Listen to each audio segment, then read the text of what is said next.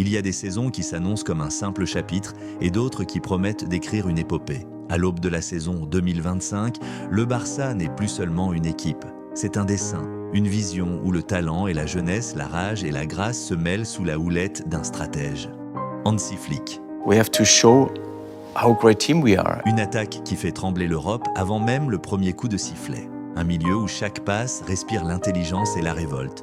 Une défense façonnée par la foi et le caractère. Et dans les buts, des gardiens qui veillent comme des sentinelles de la gloire.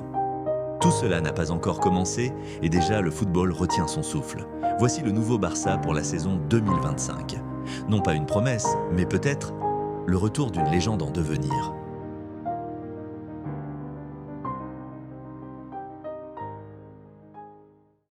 Le nouveau Barça n'est pas un rêve, c'est un véritable cauchemar pour ses adversaires. Ce n'est plus une équipe en reconstruction, ni une formation nostalgique de son passé. Ce que l'on observe aujourd'hui, c'est une véritable machine à anéantir ses opposants. Un groupe si puissant, complet et explosif que tous leurs concurrents européens doivent redoubler de vigilance. La saison précédente, ils ont su montrer une férocité sans faille. 171 buts en seulement 62 rencontres. Ce n'est pas simplement impressionnant, c'est terrifiant. Et si tu veux un chiffre qui résume tout, regarde ce qu'ils ont infligé au Real Madrid. 16 buts en seulement 4 classicos. Ce n'est plus une rivalité, c'est une domination sans partage.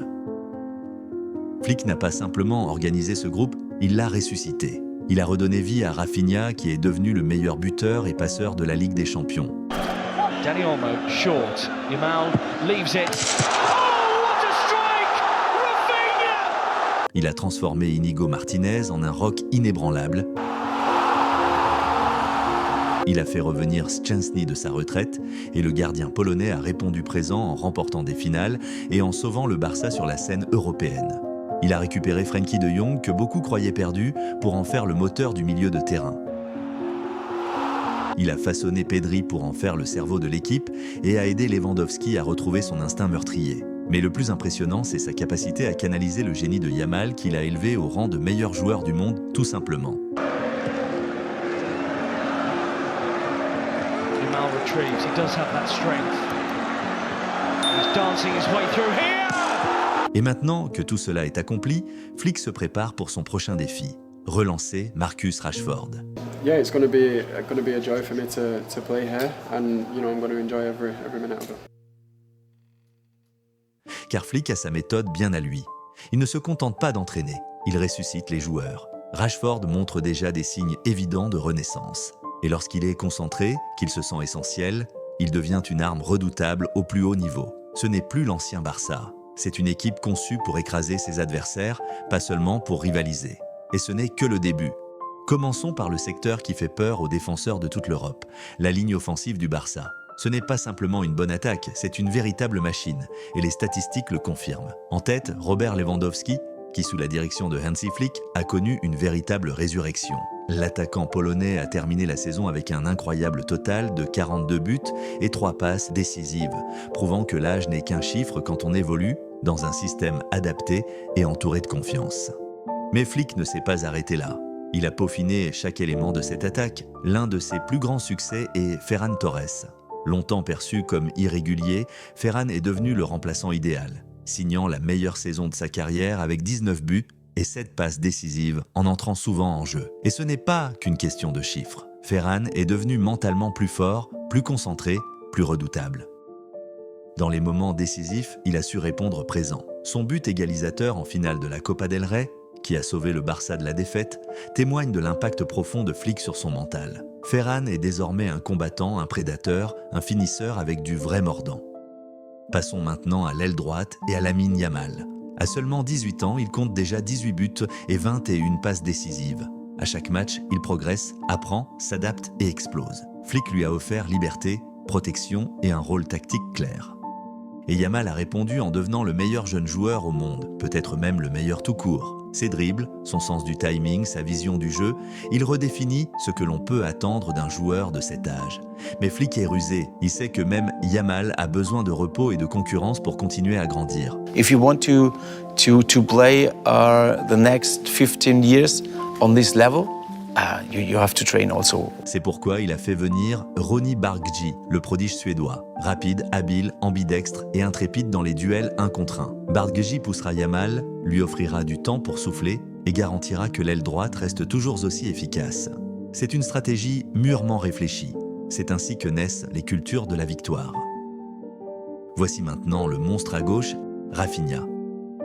Sous la direction de Flick, le Brésilien a atteint son sommet, terminant la saison avec 34 buts et 22 passes décisives. Il a été implacable. Il a marqué contre le Bayern. Look who it is. It's Rafinha again. Oh, he scored again. Yeah, 1, 2, 3, all mine. A memorable hat-trick from the man captaining Barcelona tonight. Il a inscrit des buts à chaque rencontre contre Benfica en Ligue des Champions.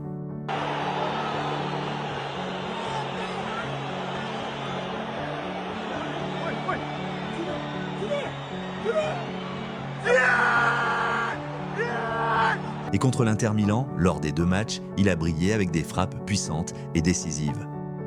Il a également terrorisé le Real Madrid tout au long de la saison. Rafinha n'a pas seulement porté le flanc gauche, il a porté le blason du club. Personne n'a couru plus que lui, personne n'a lutté plus intensément. Il n'a pas seulement été productif, il a été un symbole, le cœur battant de cette équipe, l'âme du nouveau Barça. Et maintenant, Marcus Rashford est là, et ça change tout. Ce flanc gauche, déjà redoutable, vient de se transformer en véritable cauchemar. Rashford s'intègre dans un système conçu pour ressusciter les joueurs. Et Hansi Flick est le maître incontesté de cette résurrection. Il l'a fait avec Rafinha, Lewandowski, De Jong, et maintenant, c'est au tour de Rashford.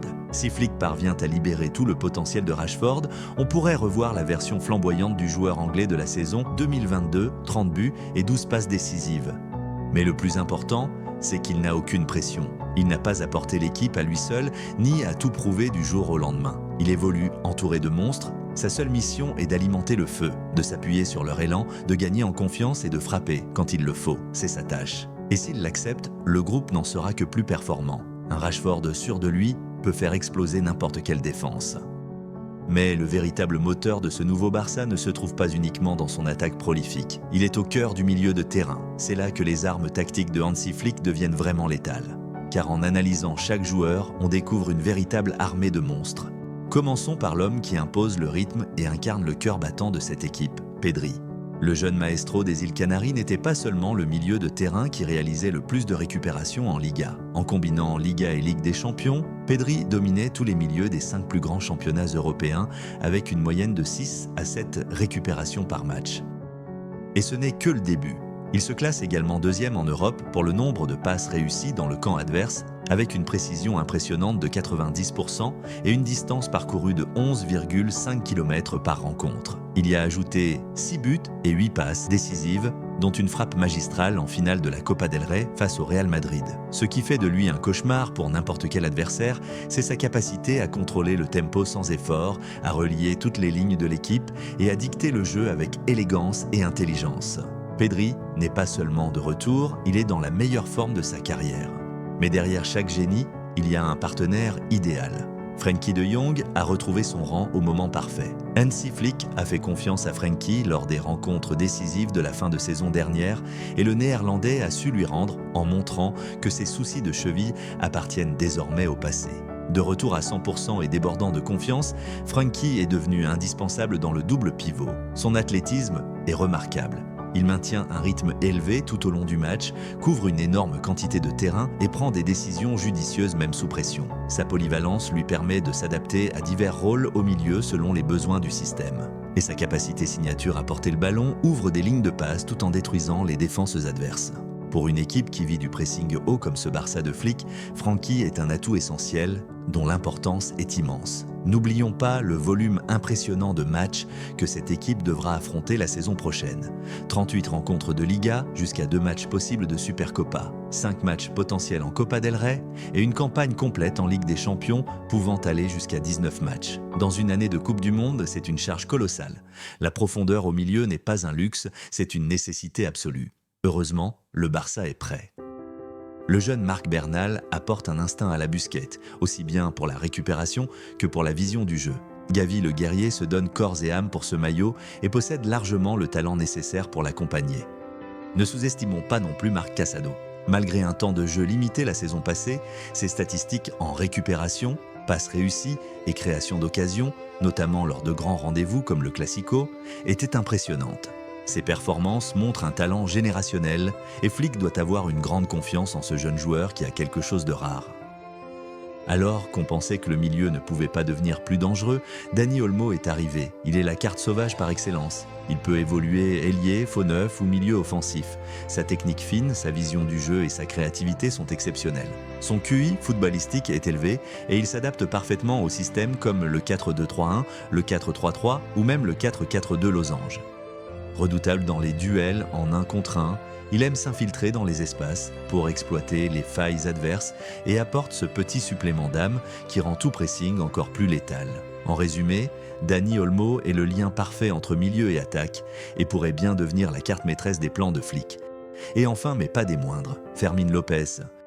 Ce joueur pourrait devenir l'un des milieux les plus complets du football espagnol. Son contrôle de balle est d'un niveau élite. Il a un tir puissant de loin. Demande juste à Carlo. Fermín López! Oh! Absolutely magnificent!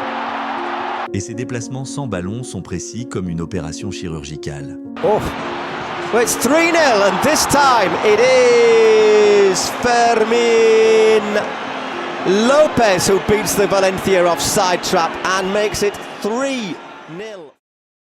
Parlons maintenant de la partie la plus controversée de cette équipe du Barça, la défense. Si tu es fan, tu te demandes peut-être pourquoi on parle de controverse ? À première vue, les chiffres semblent acceptables. 64 buts encaissés au total, dont 39 en Liga et 25 en Ligue des Champions. Pour une équipe qui joue un football offensif, cela peut sembler correct. Mais en creusant un peu plus, les choses se compliquent, car les performances individuelles ont été en montagne russe. Commençons par le duo de centraux qui a sauvé le Barça à plusieurs reprises, Pau Cubarsí et Íñigo Martínez. Ensemble, ils combinent le meilleur des deux mondes, la jeunesse et la technique d'un côté, l'expérience et la hargne de l'autre. Cubarsí est l'un des jeunes défenseurs les plus prometteurs d'Europe. Son anticipation est d'un niveau élite. Il lit le jeu comme un vétéran, coupant les lignes de passe et avançant avec un timing impeccable. C'est une qualité qu'on voit habituellement chez des défenseurs bien plus âgés, pas chez un joueur de 18 ans. Sa conscience tactique est tout aussi impressionnante. Il sait exactement où se placer, comment soutenir ses coéquipiers, quand avancer ou rester en retrait. Physiquement, il n'est ni le plus fort, ni le plus grand, mais il remporte ses duels grâce à son intelligence et son timing parfait. Il est agressif au bon moment, presse vers l'avant, aide à maintenir la ligne haute et ferme les espaces avant que le danger ne surgisse. Il corrige constamment son positionnement et couvre les erreurs des autres. De l'autre côté, Íñigo Martínez apporte puissance, domination aérienne et une mentalité de guerrier. Il ne se contente pas de défendre, il dirige, il crie, ordonne et insuffle une énergie contagieuse à tout le groupe. Malgré ses 1,82 m, il gagne des duels aériens partout sur le terrain. Il est également solide balle au pied, que ce soit pied gauche, pied droit, passe courte ou changement de jeu en diagonale. Il n'est peut-être pas spectaculaire, mais il est intelligent et fiable. Sa mentalité est un vrai feu sacré, il refuse la défaite et ne laisse personne se cacher. C'est cette complémentarité qui rend le duo si efficace. L'un est un génie, l'autre un combattant. Les chiffres parlent d'eux-mêmes. Lorsque Cubarsí et Íñigo débutent ensemble, le Barça n'a perdu aucun match à élimination directe. Mais cette magie s'efface dès que Ronald Araújo entre en jeu. Araújo est extrêmement talentueux, rapide, puissant et intrépide. Cependant, il a commis 2 erreurs majeures qui ont coûté cher au club. Le carton rouge contre le PSG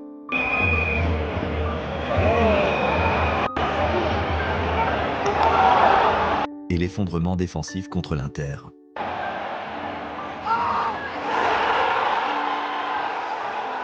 Ces 2 erreurs ont coûté au Barça son élimination en Ligue des Champions. À ce stade, il reste difficile de comprendre pourquoi Araújo demeure intouchable au sein du club. Passons maintenant aux latéraux, où la situation devient vraiment intéressante.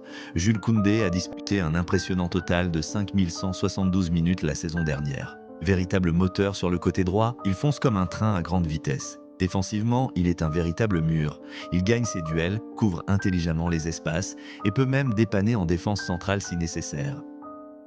Offensivement, il est explosif, excellent dans les combinaisons rapides, dangereux aux abords de la surface et capable de tirer de loin comme il l'a prouvé contre le Real Madrid, oui encore et toujours eux.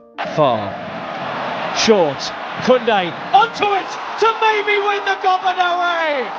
On peut désormais le considérer comme l'un des meilleurs arrières droits au monde. Mais Hansi Flick sait que même les machines doivent souffler. Avec la Coupe du Monde qui approche, il ne veut prendre aucun risque côté blessure. C'est pourquoi le Barça cible Denzel Dumfries et Alex Grimaldo, deux joueurs capables de tourner avec Koundé, tout en maintenant un niveau élevé et en offrant plus de flexibilité tactique. Du côté gauche, Alejandro Balde a fait d'énormes progrès. Auparavant simple sprinter, il défend désormais bien mieux et joue plus intelligemment tout en apportant cette énergie et cette vitesse qui font le bonheur de Flick sur l'aile. Sa prise de décision s'est affinée et il sait aussi marquer quand il le faut. Avec une autre saison solide, Balde pourrait devenir l'un des 3 meilleurs arrières-gauche d'Europe. Si le Barça a réussi à recruter Dumfries ou Grimaldo, les options de rotation deviendront redoutables. À cela s'ajoutent Hector Ford et Eric Garcia qui trouvent toujours un moyen d'être présents dans les matchs retour. Et puis, Andreas Christensen qui pourrait malheureusement quitter le club, mais qui reste honnêtement une option bien plus fiable que Ronald Araujo pour l'instant. Il est temps de boucler cette analyse avec la clé de voûte, le poste de gardien. Johan Garcia n'est pas simplement un gardien prometteur, il est devenu un pilier de la Liga aux côtés de Courtois, ce qui en dit long.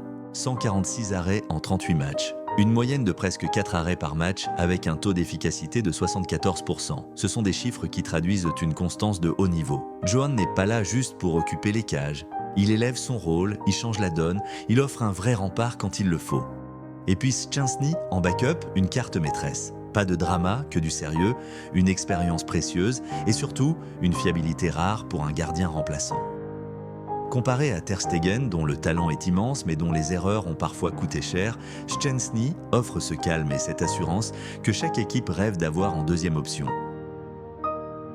Au final, Barcelone est gâté. Des talents à chaque poste, une profondeur de banc impressionnante et une flexibilité tactique qui permet à Flick de faire tourner tout en gardant une qualité de jeu exceptionnelle. Ils ne sont plus juste des prétendants, ils sont carrément favoris pour tout rafler. Une équipe complète, prête à écrire une nouvelle page glorieuse de son histoire. Le FC Barcelone, ce n'est pas simplement une équipe, c'est une promesse. Une promesse de passion, de renouveau et de combat sans fin. Chaque passe, chaque but, chaque arrêt tisse l'histoire d'un club qui refuse de s'effacer, qui écrit son avenir avec l'encre indélébile du talent et de la détermination. Alors que le rideau se lève sur cette nouvelle saison, souvenons-nous que le vrai spectacle se joue bien au-delà du ballon, dans l'âme d'une équipe prête à transcender ses limites, à devenir une légende gravée dans le temps.